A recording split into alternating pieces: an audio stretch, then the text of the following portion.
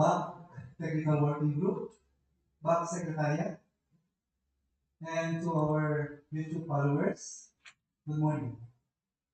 Today, August 17, 2023, Thursday, is a credit conference for 3 civil works and 1 goods and services. But before we start, may I request everyone to please stand for the opening prayer.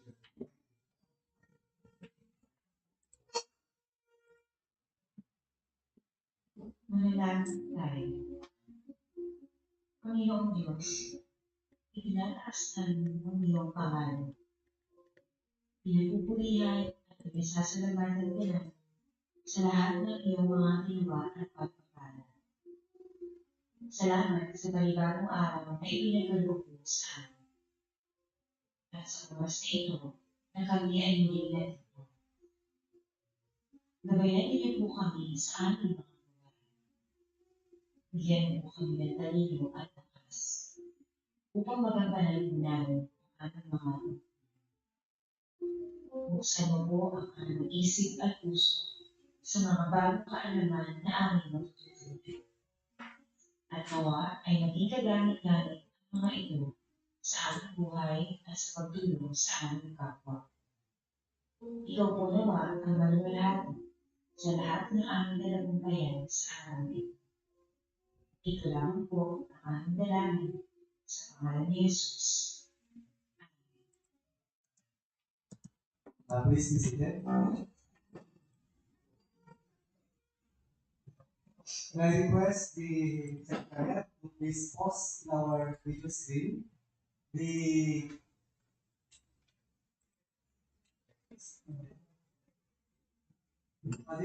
selection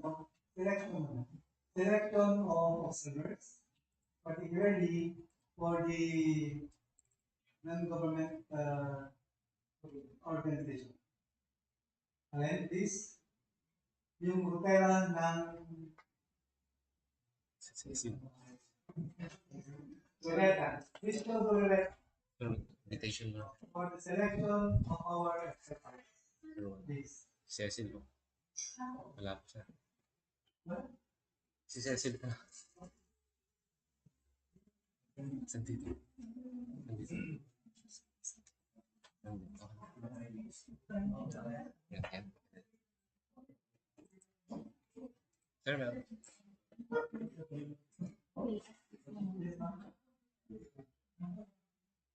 Please.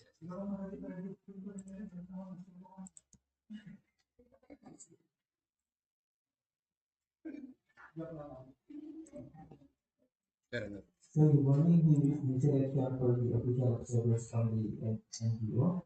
Yes, please, Roy.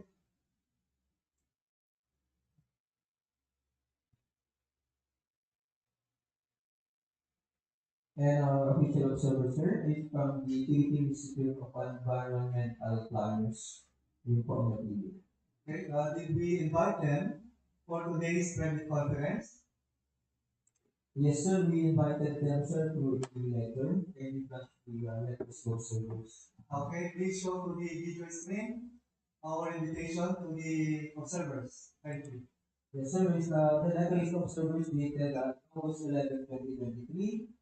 Among these observers, from number 1, from our official observer, from the resident auditor, commission audit, leading periods in the Vizcaya office, for a common level Vizcaya, and our second observer, sir, which is coming from the NGO, and Environmental Planner Maria Domingo, CB, National President of the Philippine Institute of Environmental Planners, or Ano ba yung ano niya? Nakalagay sa ano? 116. Para kapag if ever wala Alternative Observer National Constructors Association of the Philippines Incorporated from Aritaw, Nueva, Vizcaya.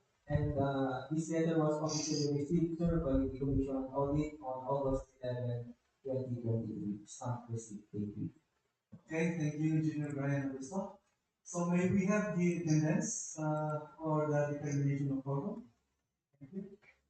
Thank you. CEO and Mr. Bambang-Kasibu. Pleasant morning to all. May we first invoke the blessings of God, the great architect of the universe. Without further ado, here are the roll call for the attendance for today's private conference. For the bids and awards committee composition, we have Engineer Domingo A. Present. Vice Chairman, Chief Quality Assurance Section, Madam Veronica G. Domingo, Bank Regular Member, Chief Administrative Section, Engineer Dermin D. Villalista, Provisional Member and User from the Planning and Design Section, Architect I.D. Salazar, Provisional Member and User for all types of project procurement, Engineer Maria Loida F. Bernabé, Provisional Member and User Chief Maintenance Section, Engineer Bayani F. Molina, Provisional Member and User from the Construction Section, and Engineer Lalisa Villanueva Plaza, Provisional Member and User for the goods and services from the maintenance section. And for the roll call sir for the box secretariat, yours truly, Ryan Navy Augusto, head. For the bank secretariat members, we have Mr. Remigio E. Santos, member, Mr. Alan Edward G. Damaso, Present. member, Miss Ande Erica Fatima Picapa, member, and Miss Lutgarda D. Reyes, bank secretariat member, and Ano pa naman present? and for the technical personnel sir who prepared for the activities for the particular projects, we have Engineer Pan from the Planning and Design Section, and Engineer Joseph Noel S. Agugol from the Maintenance Section. The majority of the top composition is served by person of this conference, therefore it is constitution of. Thank you. Okay, thank you, Brian.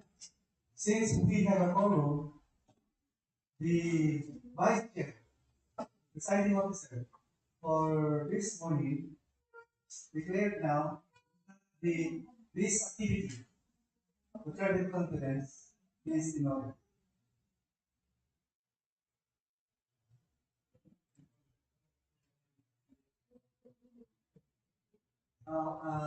Please welcome the late Brian. Delete.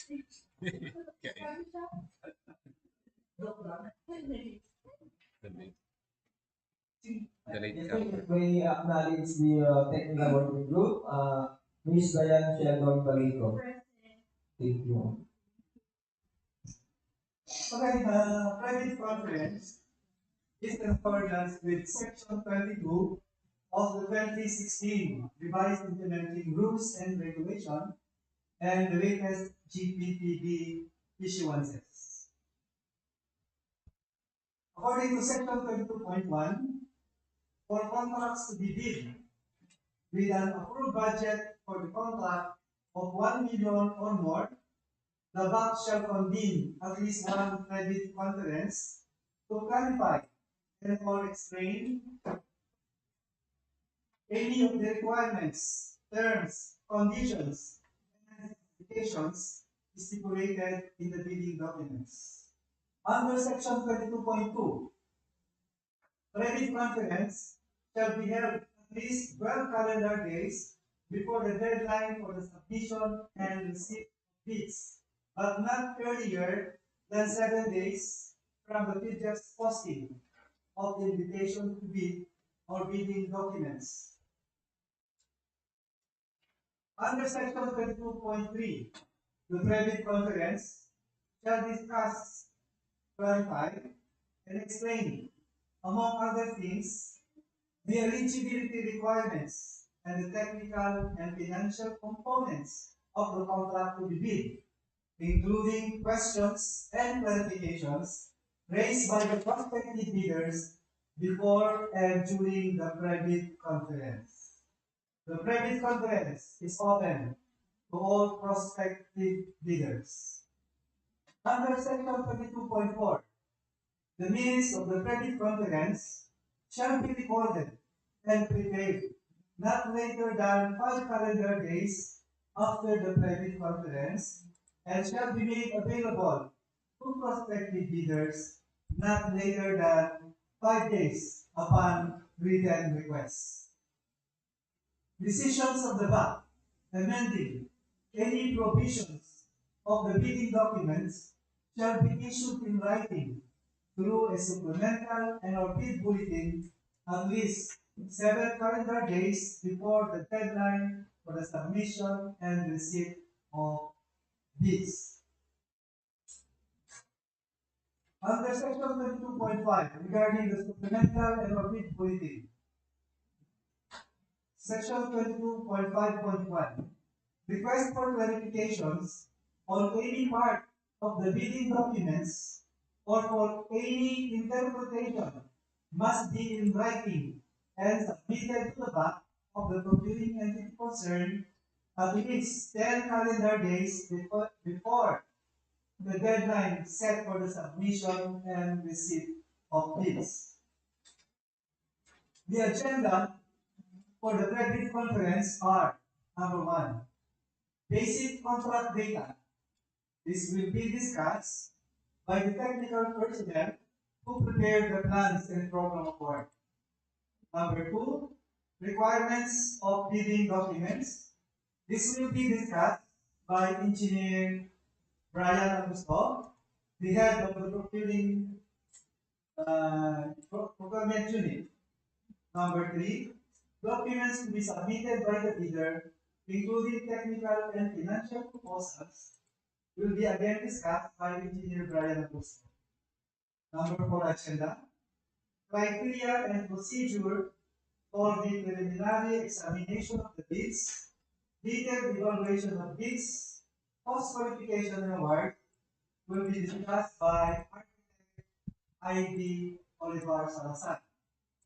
Agenda number 5, questions and or comments from bidders and replies of BAC and other representative of procuring entity.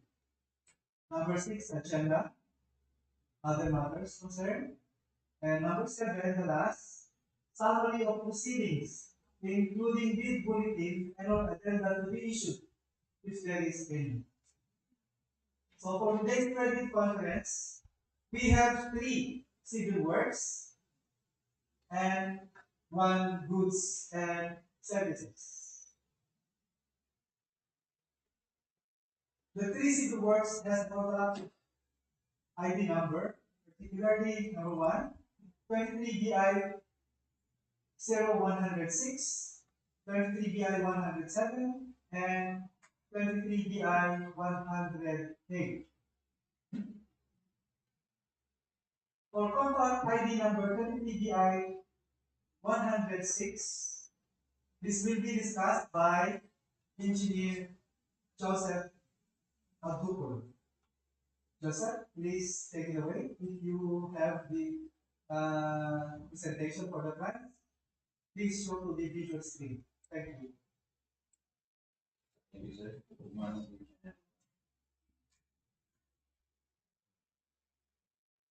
For the first civil work, for the contract ID number 23BI 0106, organizational outcome 1, ensure safe and reliable national road system, asset preservation program, rehabilitation, reconstruction of roads, with slips, slope collapse, and landslide.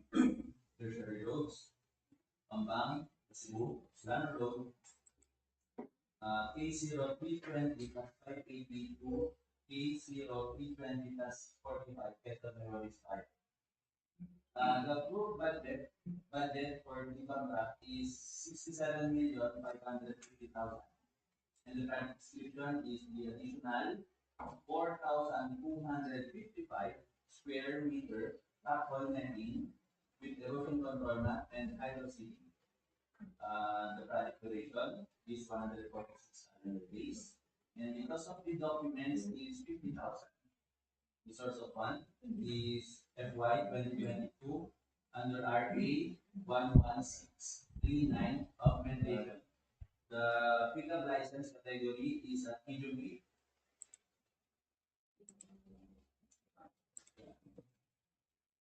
This is the location of the project. along Bambang-Kasibu. This is the layout plan. There is an existing project. The proposed project is located at the top of the existing project. This is the photo of the beginning of the existing project. And this is the end of the existing project. This is the typical section of the proposed project. The proposed project has a pay item of 101, clearing and grading, 5121D, which is the erosion control mat, type 4, 5131, permanent ground anchor, protective wire mesh system, 521, hydro seeding, and 5224 V1, wire mesh height and seal. The length of the anchor is 6 meters for this project. The diameter is 32 mm. Next slide. Excuse me, Jordan.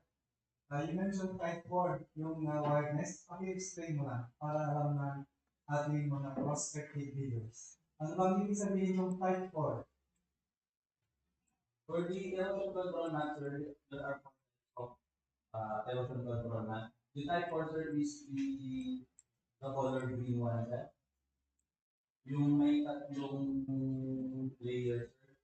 Meron din yung isang bukol na intended for the seedlings, for the hydro seedling. Okay. Type 2.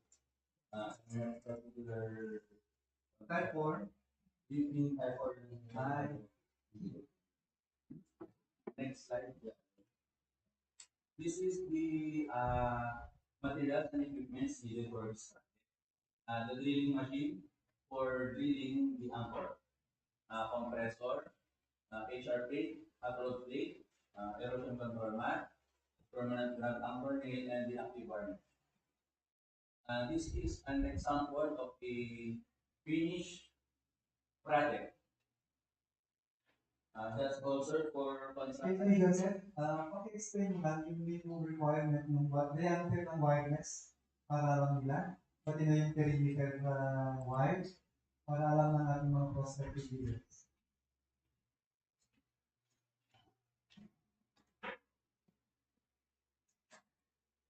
Hello? Ano environment? Ito yung ano mo? Ayan. Paki-zoom mo, ayan. 3.0,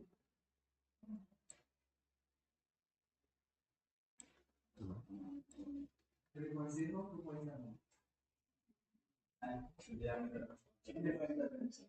Huh? 2.7. Okay. The 2.7 located at upper depth. Okay. Yung perimeter ng ating ball. 16 na.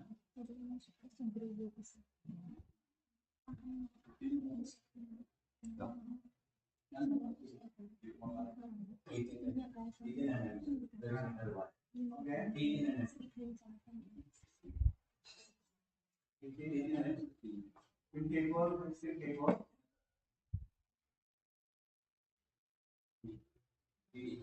Huh? Okay. And sir, additional the spacing of the ground anchor nail is 2 meters.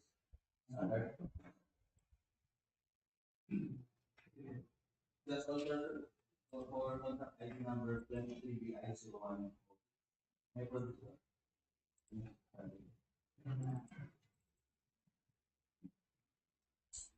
Okay, thank you, Engineer Joseph Agugul. For contract ID number 23BI107, again, we will discuss this. Okay, please discuss contract ID, the basic contract data for contract ID number 23BI107. Joseph, please take note.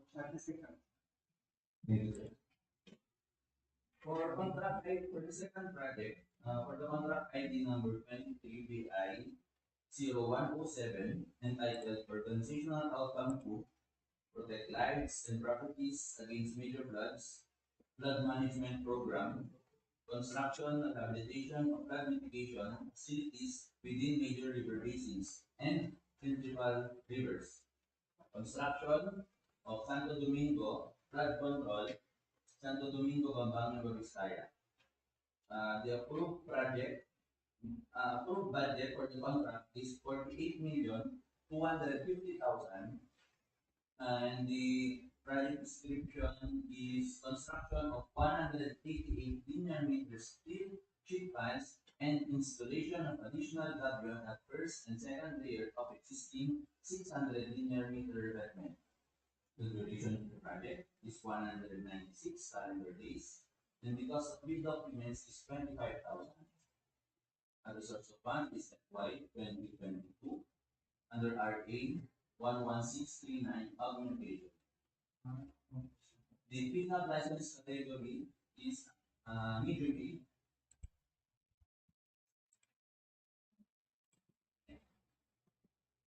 So this is the location of the Excuse me.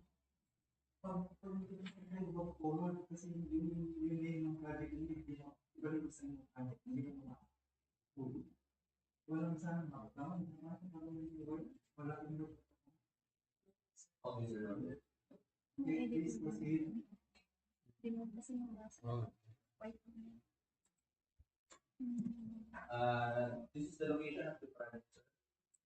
It is almost at the front of the MRL warehouse from Makate. Along So, kanya bali continuation of the project implemented by DRC. yes, sir. So, pag bali phase 4 na yan. Yes, sir. Okay, please proceed. Next. Beginning.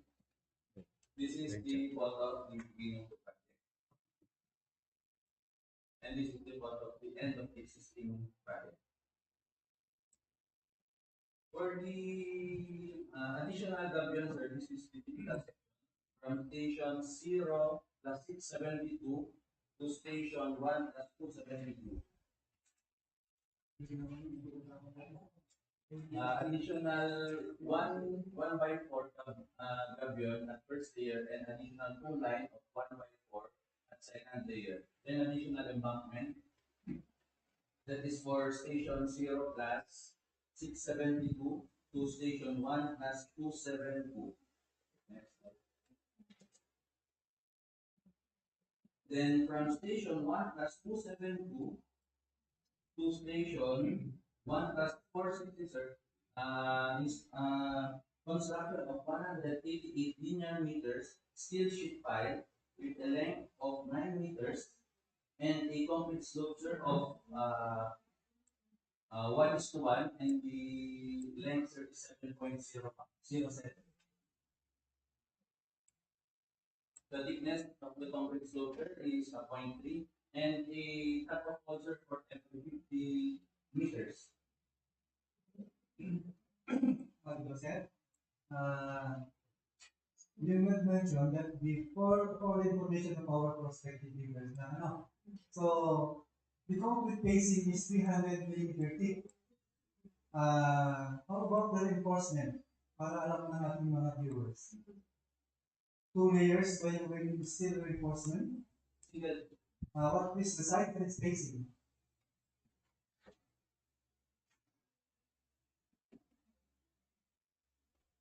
Is it 10 mm at 300 millimeter on center? What For the RS measure or the dagger bed measure, 12 mm space at 400 mm of on center. Kasi most natin kasi parang ang mga problema sa pagkakita na.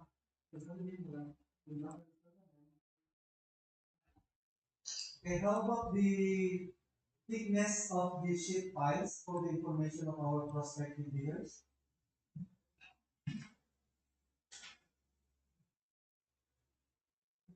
Thickness and depth, target depth of our sheet piles. gaano kalalim yung ibabaon na sheet piles doon sa slope protection works, doon sa mid-pong. Luwas na. Kaya naman. Yan yung sheet piles, di ba? Hindi na mababasa dito. Oo, dito hindi na. Wala kang pagkakas. Is it 8 mm thick? How about the length to be driven?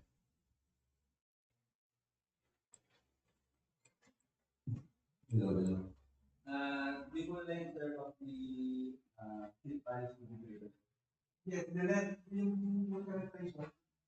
Gano'ng kalalim yung ibabaw na, is it 6 meters? For the heat piles, Yes, 9 meters. 9 meters. So the depth of sheet piles is 9 meters. Okay, thank you. Ano tayo kung i-explain mo?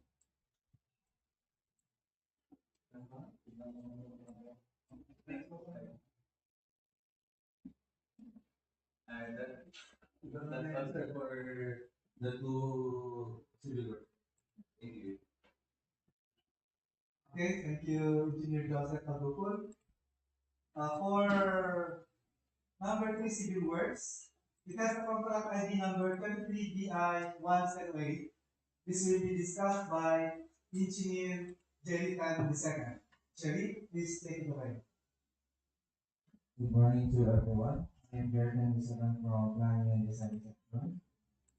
I am here to discuss our project entitled Organizational Outcome Number 1, Ensure Safe and Reliable National Road System, Bridge, Construction of New Bridges, Namamparan Bridge along the Maharlika, Domingo,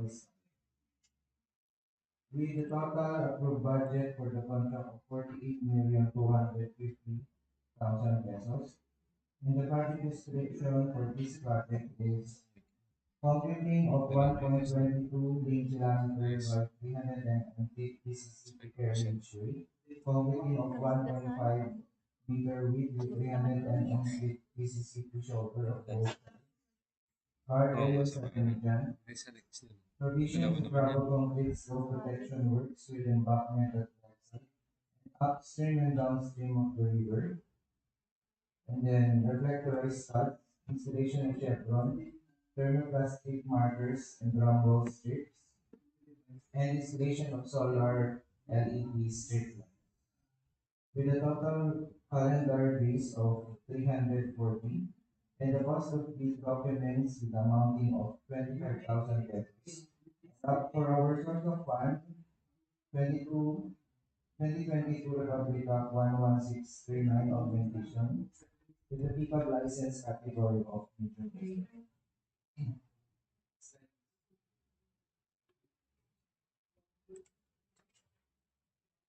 Next.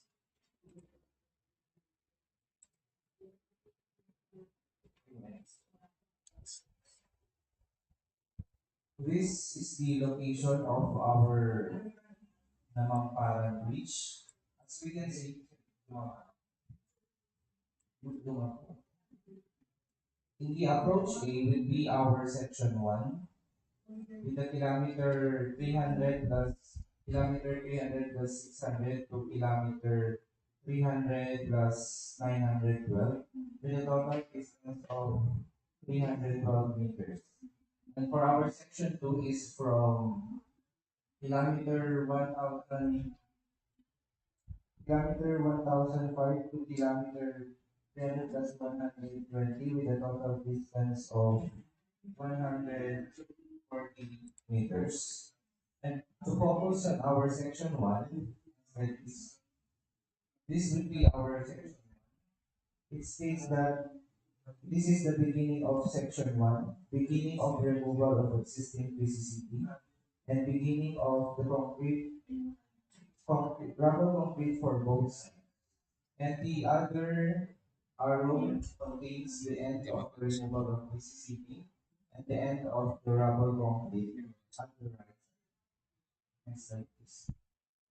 This will be our main Namamparan Beach. we also provide an agent at the approach A, also in the approach B. And also at the river, we propose a slope protection rubber concrete with a total length of 100 meter both sides at the dock, 80 meters at the upstream.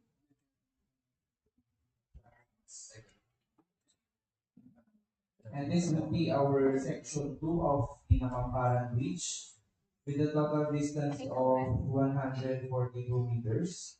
And you can see at the end of the picture, meron po tayong removal po dyan para po mag-connect yung 4 lane natin na nasa right side to 4 lane natin at the left and right side. And this is the typical roadway section with super elevation po. Yung rubber concrete po natin, with a total height of 4.9 meters. 1 meter po yung nakabaon. And ganyan po kalaki yung ating mafe-feel sa area po na yun. Kasi doon po tayo mag-propose ng approach na 2 lane po. And also, this is the typical roadway section with normal super elevation. Meron din po kasing part dito sa bungad na magkabilaan po malalagyan po na.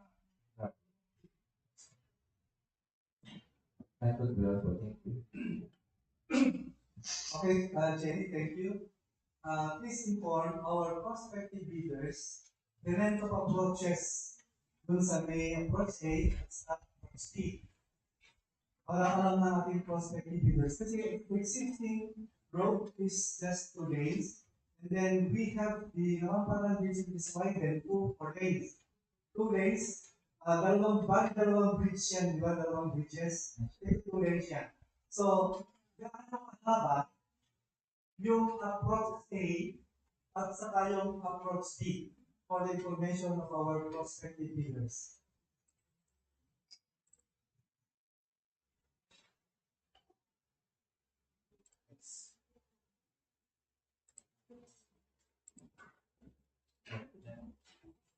As we can see, sir, the approach A contains the total length of 312 meters, sir. Magsisimula po tayo po dun sa kurbahan po up to dun sa pinaka-approach ng bridge po na bagong gawa.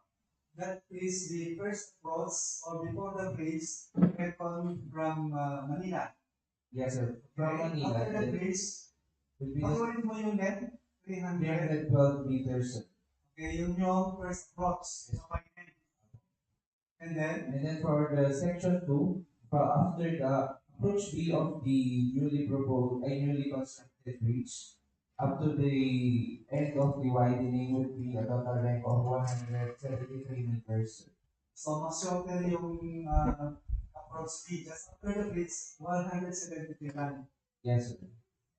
And then samantalang yung first approach is 305 millimeters. Yes, sir. And also, sunod po sa transition ng kalsada. Kasi dito sa approach A po muna tayo, sir. Bale, nasa right side po kasi ang pinaka-main widening po natin. But bago po siya pumasok dun sa kurbahan, magkakaroon po tayo ng removal po doon sa may PCCP para po yung center line po ng kalsada is tutugma na po doon sa center line ng at the left and right side na widening po dito sa. And then same as through dun po sa may section 2, sir. And also, sir, we propose a rubber concrete slope protection sa river, sir. Upstream and downstream.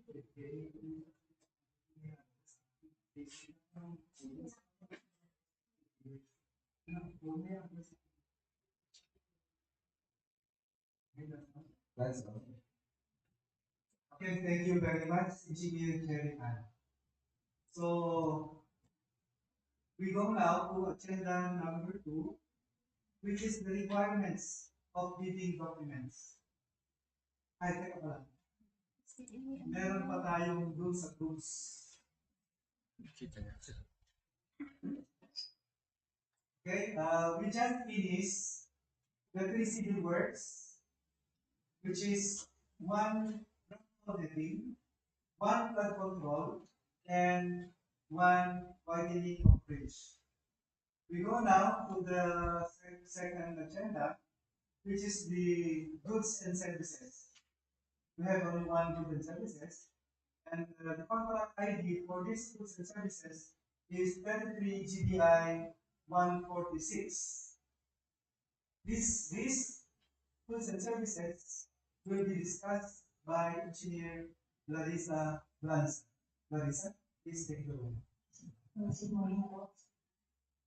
For the contract number 23 GBI 46, the name of the project is Procurement of 50 metric ton asphalt plant mix upgrade, etc. for the use of maintenance, national roads and bridges, PWH, Bambang, Vizcaya. The location of the project is at PWH, Bambang, Vizcaya. The approved budget for the contract is 9,999,987.75.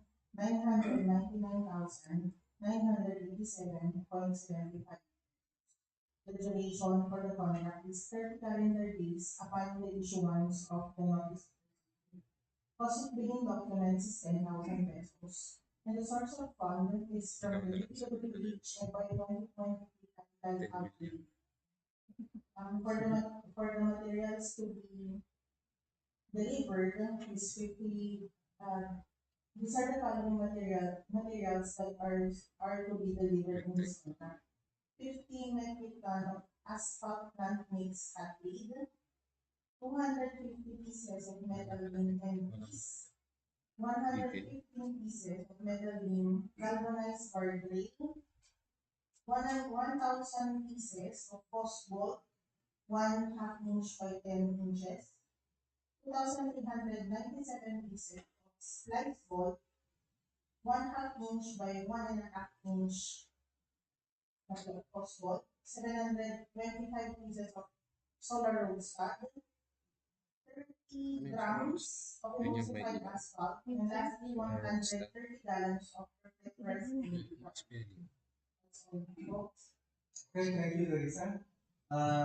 Since this is a procurement of goods, who will be responsible in the laying of the asphalt and then the location of it so that our prospective bidders know the scope of work to be done in this contract. Thank you.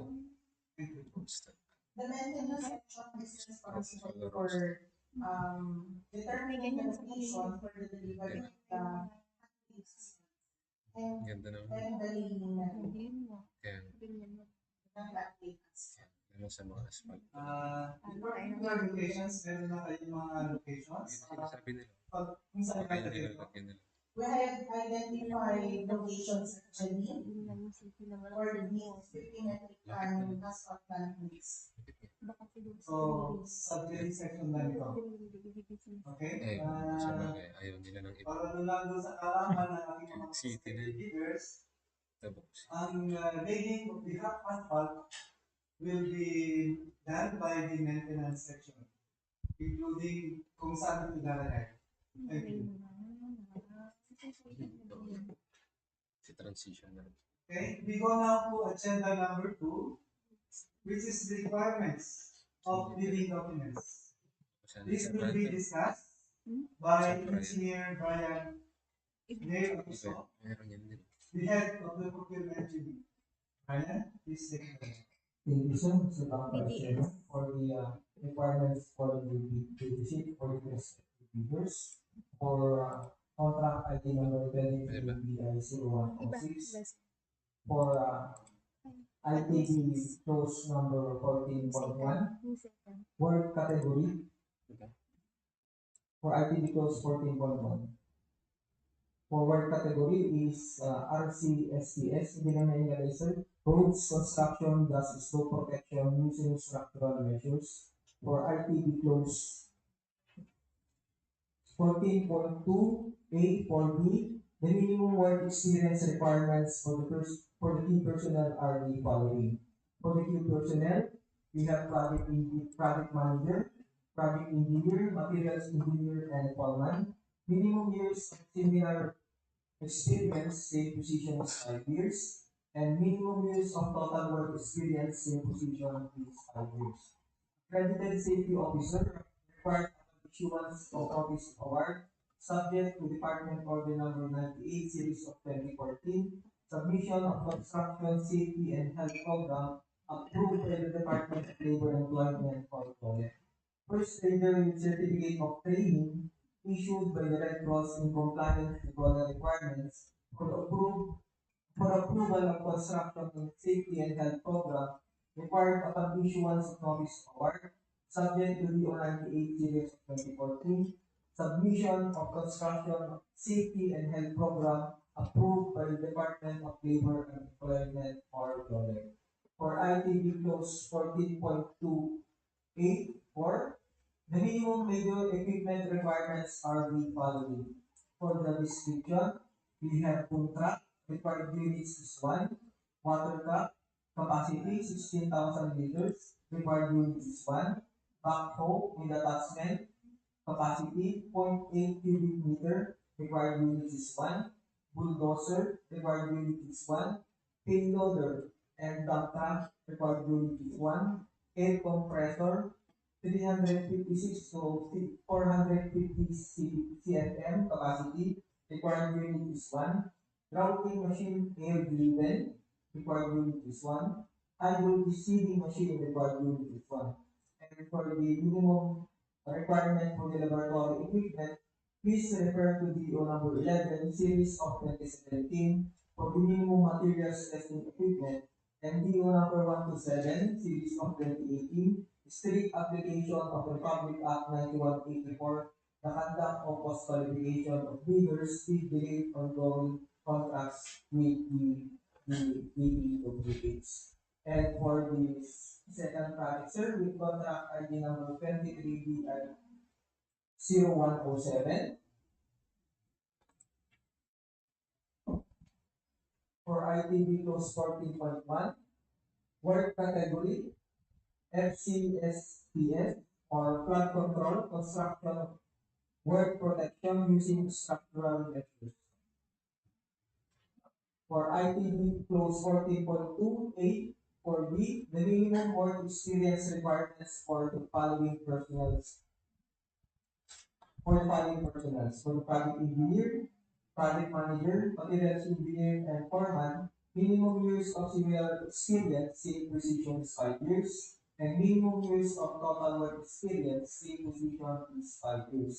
Accredited safety officer required upon issuance of notice of award, subject to DO 98 series of 2014, submission of construction and safety and health program approved by the Department of Labor and Employment for project. First aider with certificate of training issued by Red Cross in accordance with DOLE, requirements for the approval of construction of safety and health program required upon issuance of notice of award, subject to Department Order Number 98, Series of 2014, submission of construction safety and health program approved by the Department of Labor and Employment or DOLE. And for ITB clause 14.2A4, the minimum major equipment requirements are the following for this particular project. For the description, we have one bagger mixer, required units is 4, water truck, capacity 6,000 liters, required unit is 1, backhoe, wheel type, 128 cubic meter capacity, required unit is 1, water pump, required unit is 4, bulldozer, required unit is 1, payloader, required unit is 1, dump truck, required unit is 2, vibro hammer, hydraulic operated, required unit is 1, roller crane, capacity 36 to 40 tons, required unit is 1. For the requirements for laboratory equipment, please refer to the 11 series of 2017 for the minimum materials testing equipment and DO 107 series of 2018, strict application of Republic Act 9184, the conduct of post qualification of bidders with delayed ongoing contracts with the DPWH. And for the third civil work, sir, with the contract ID number 23BI 0108 for ITB clause 14.1 for the major work category BCCBP for bridges, construction, concrete, superstructure with driven pipes. For IT, clause 14.2A for B, the minimum work experience requirements for the three personnel are the following. For the project manager, project engineer, materials engineer, and foreman and safety officer. Minimum years of similar experience in position is 3 years. Minimum years of total work experience for the same position is 3 years. Accredited safety officer required upon issuance of notice of award, subject to Department Order 98 series of 2014, submission of construction and safety and health program approved by the Department of Labor and Employment or DOLE.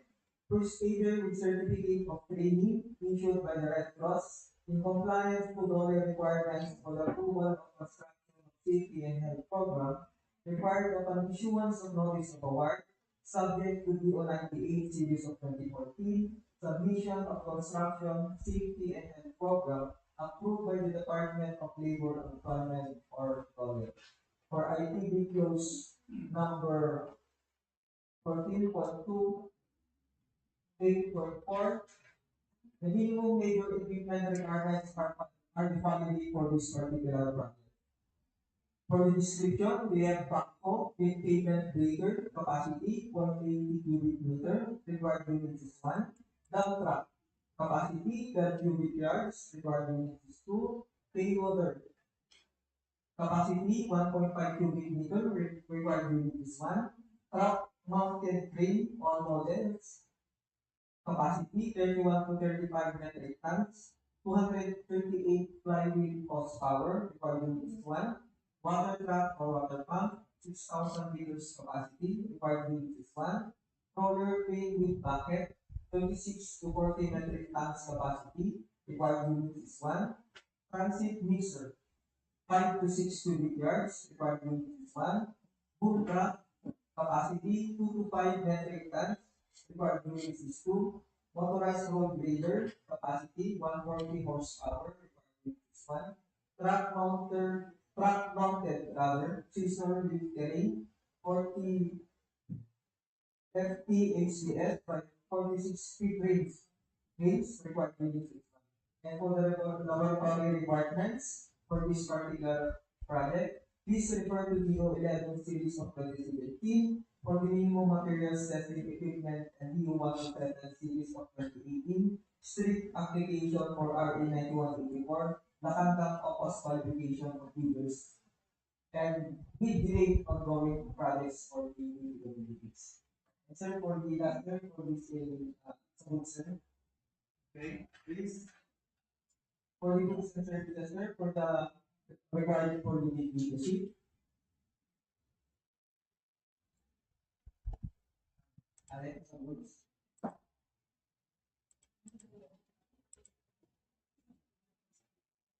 Ayan. Okay, thank you, Alan. For ITB clause 14.1, the bid security shall be in the form of bid security declaration on any of the following four amounts. Letter A, the amount of not less than 2% PVC. If bid security is in cash, cashier's manager's check, bank draft guarantee, or or B, the amount of less than 5% of PVC if bid security is certified. And for ITB clause 20.2, licenses and permits relevant to project and corresponding law required fee. Number 1, mayor's permit. Number 2, updated DDI. Number 3, updated previous registration. Number 4, tax clearance. And number 5, suppliers registration certificate or CIC. Sir, that all are the requirement for the bid leadership required for this particular project for the civil works and one goods and services.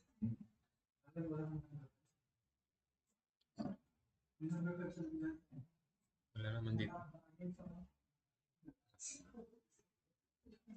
Okay, thank you, Engineer Domingo.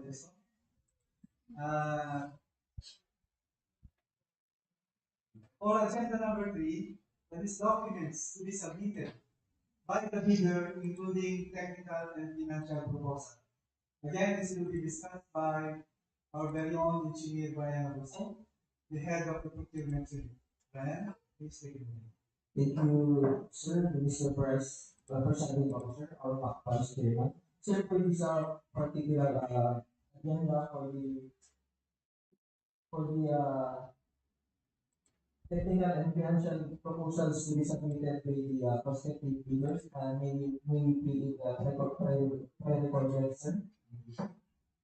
Okay, Secretariat, please play the recorded audio for the agenda number 3, which is the documents to be submitted by the bidder, including technical and financial proposals. And then, please. Technical and financial components. Number 1. Technical component envelope. Class A documents. For legal documents, letter A. Valid Philjips registration certificate, platinum membership, all pages. For letter B. Registration certificate from Securities and Exchange Commission, Department of Trade and Industry, for sole proprietorship, or cooperative development authority, for cooperatives or its equivalent document. Letter D. Mayor's or business permit issued by the city or municipality where the principal place of business of the prospective bidder is located, or the equivalent document for exclusive economic zones or areas. And letter B. Tax clearance for EO number 398, series of 2005, as finally reviewed and approved with the Bureau of Internal Revenue. For technical documents, letter E. Statement of the prospective bidder of its ongoing government and private contracts, including contracts awarded but not yet started, if any, whether similar or not similar in nature and complexity to the contract to be bid. And letter F. Statement of the bidder's single largest completed contract, or SLCC, similar to the contract to be bid, except under conditions provided under the rules. And letter G. Philippine Contractors Accreditation Board or PCAB license, or special PCAB license in case of joint ventures, and registration for the type and cost of the contract to be bid. And letter F. Original copy of bid security in the form of surety bond. Submit also the certification issued by the Insurance Commission, or original copy of notarized bid securing declaration. And letter I. Project requirements, which shall include the following. First, organizational chart for the contract to be bid. Second, list of contractors' key personnel, for example, project managers, project engineers, materials engineers, safety officer, and foreman, to be assigned to the contract to be bid, with their complete qualification and experience given. Third, list of contractors' majors equipment units, which are owned, leased, and or under purchase agreements, supported by proof of ownership or certification of availability of equipment from the equipment lessor, vendor, or the duration of the project, as the case may be. And last, list of contractors' minimum material testing equipment, which are owned as per Department Order Number 11, Series of 2017.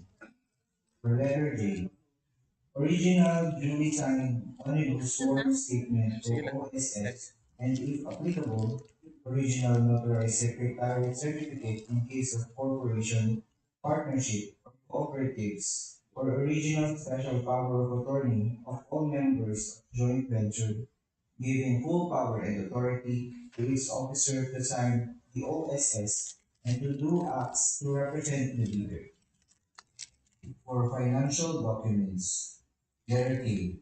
The prospective bidder's audited financial statements showing, among others, the prospective bidder's total and current assets and liabilities is stamped received by the BIR or its duly accredited and authorized institutions for the preceding calendar year, which should not be earlier than 2 years from the date of bid submission. And letter L.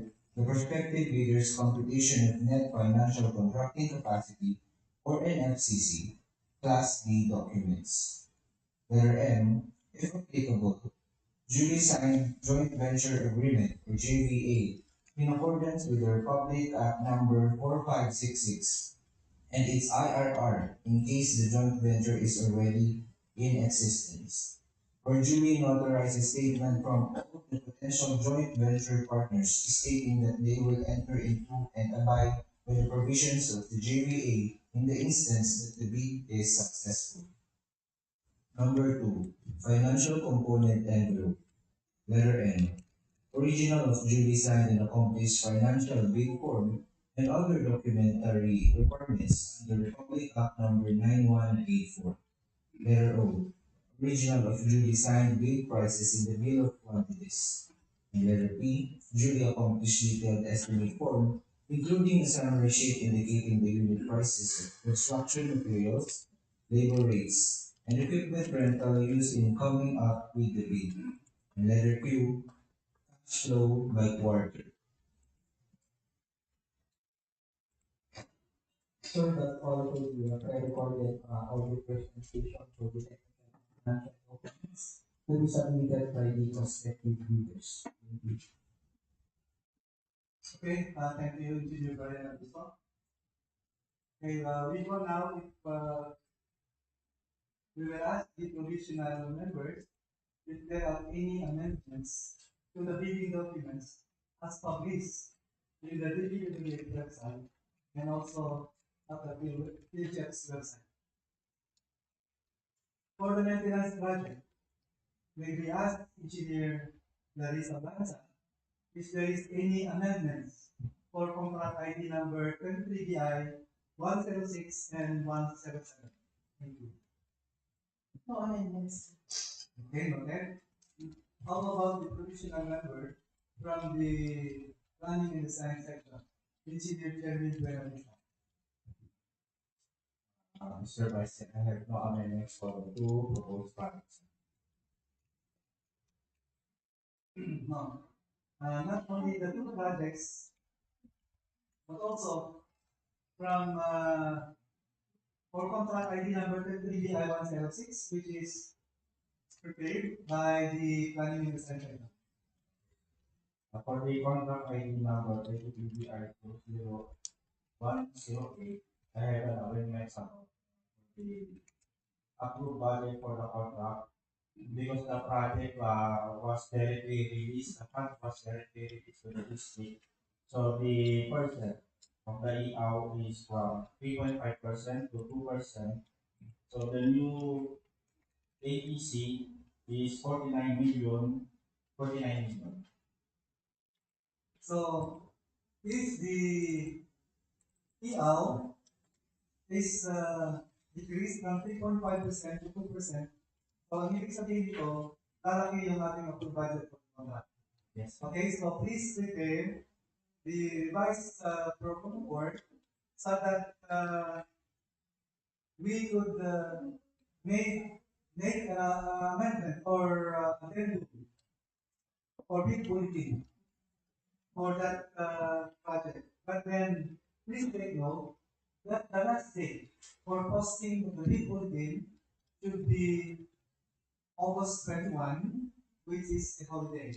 So, kahit naman holiday, pwede naman tayo mag-post ng ating bid bulletin. How about the regular member of that?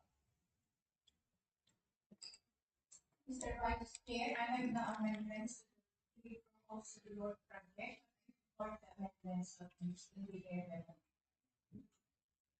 Okay, thank you. Madam Dewan.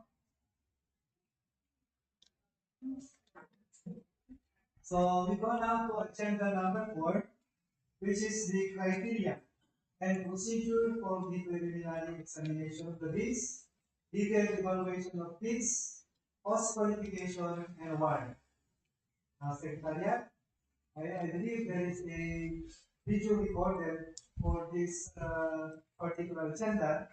May we play the video recorded for the information of our prospective bidders. Thank you.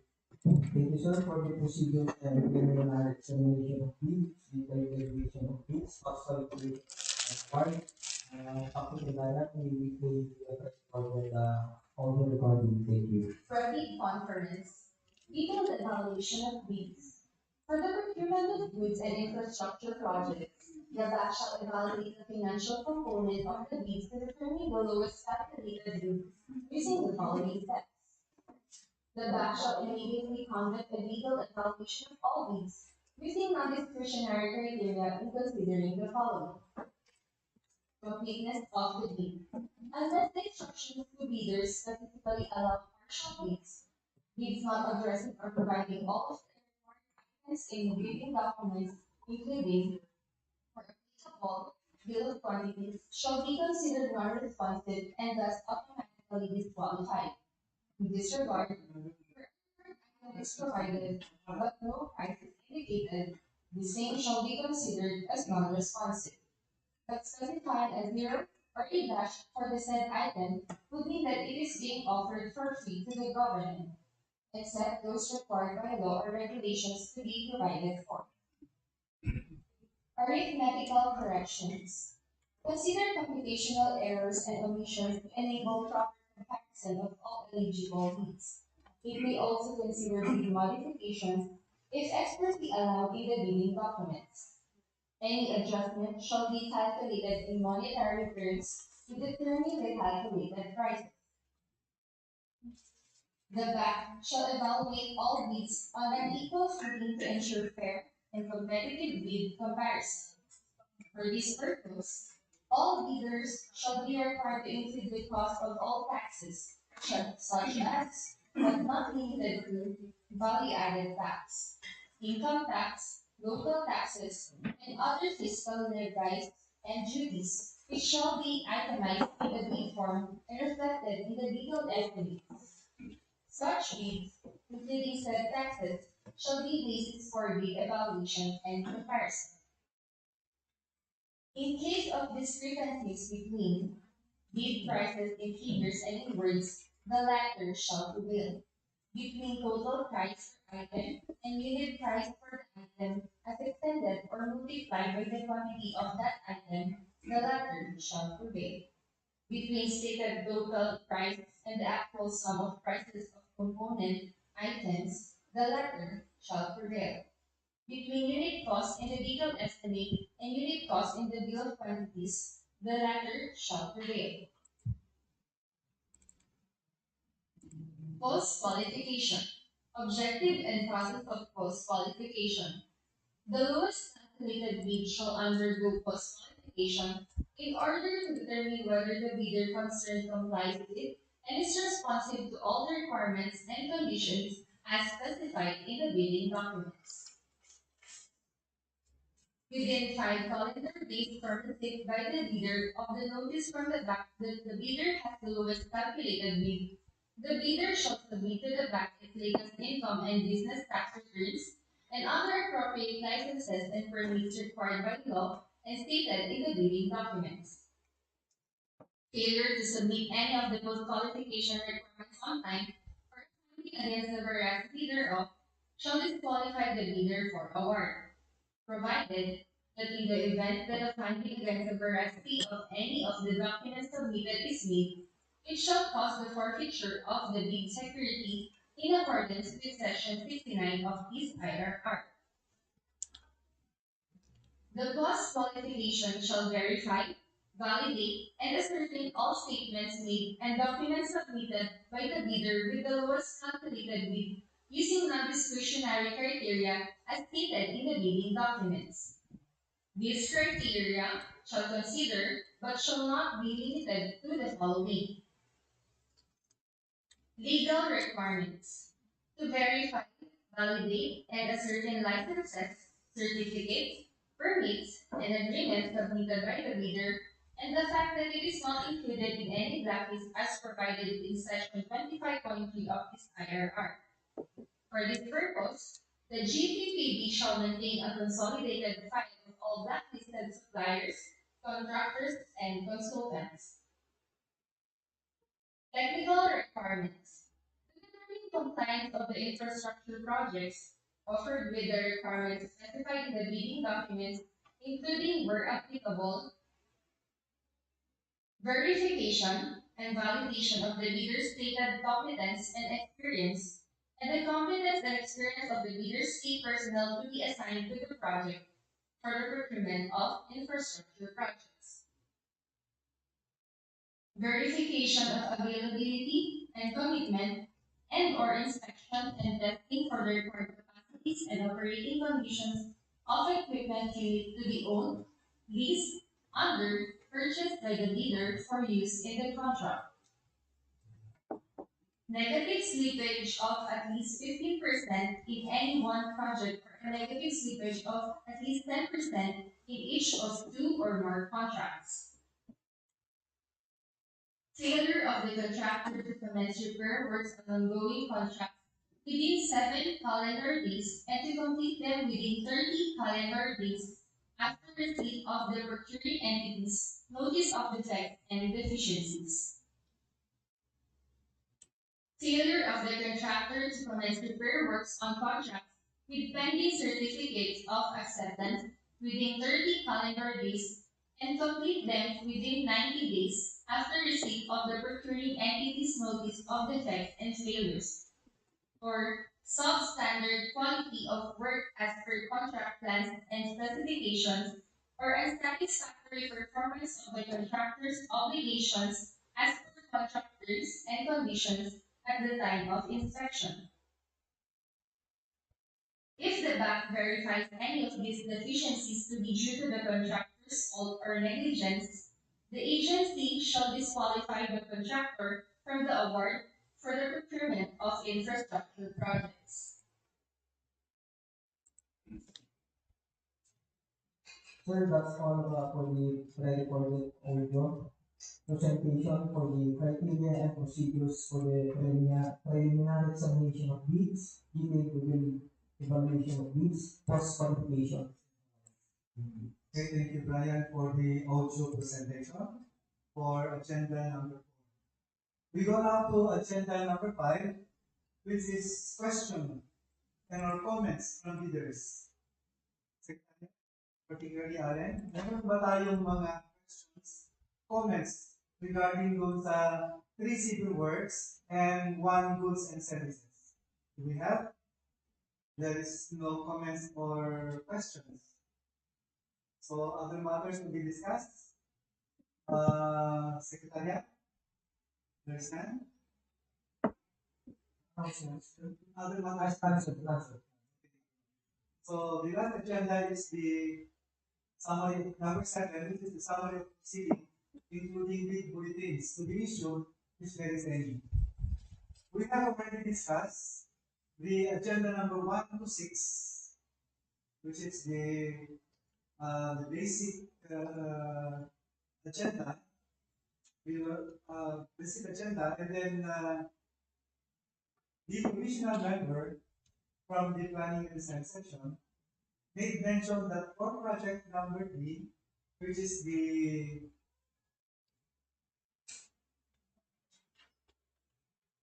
construction of new bridges and Namamparan bridge along Daang, Maharlika, will be issuing a bid bulletin for reason that the as per program of work, the EAO or the engineering and administrative overhead was 3.5%, but then as per information, the funds is directly released to the office, so the EAO is only 2%. So in that case, the approved budget will be increased. Kasi ang matapan na lang is 2% from 3.5%. Then we will be issuing a big bulletin for that particular matter. And the last day of the issuance is on August 21, which is a holiday. If we can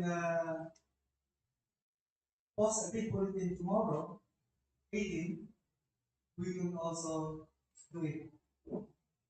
Okay? So that's all the agenda for the credit conference we can already tackle. Any announcement from the procurement unit, Engineer Brian also? Yes, Mr. Vice Chair, we have the announcement from my sir for the next procurement activities. Okay, please. For the next procurement activity, which is the periodic conference, date and time, August 22, 2023 at 9 p.m. Venue, PRU Bidding Room, main bidding with the WA's Vizcaya first. Bambang Vizcaya, sir, for 3 civil works projects. Okay, 3 civil works only, no goods and services. And not sir, only 3 civil works. Okay, thank you. Sir, may I read the content? Okay, please. Okay. For the first project, we contract ID number 23BI0109, name of the project. Rehabilitation, reconstruction of national roads, streets, slope collapse and landslide, tertiary road, Papaya Malalim, Wangan, Dinugawan, Tajiri Road, P0314 plus 208, Munrunong, Quezon, Nueva Vizcaya. Location of the project is at Quezon, Nueva Vizcaya, with an indicative approved budget for the contract for ABC of 19,300,000 pesos. With a project description of reconstruction of 30 linear meter damage slope protection and 17.30 linear meter RCBC facing. Cost project duration is 334 calendar days. Cost of bidding documents is 25,000 pesos. Source of fund, quick response fund or QRF, with pickup license and strings of small fee. For the second project, sir, with contract ID number 23BI0110, name of project, rehabilitation, reconstruction of national roads, streets, slope collapse and landslide, tertiary road, Papaya, Manabing, Wangan, Nugawan, Tajiri Road, P031312 plus 327, Bunlunong, Quezon, Nueva Vizcaya. Location of the project,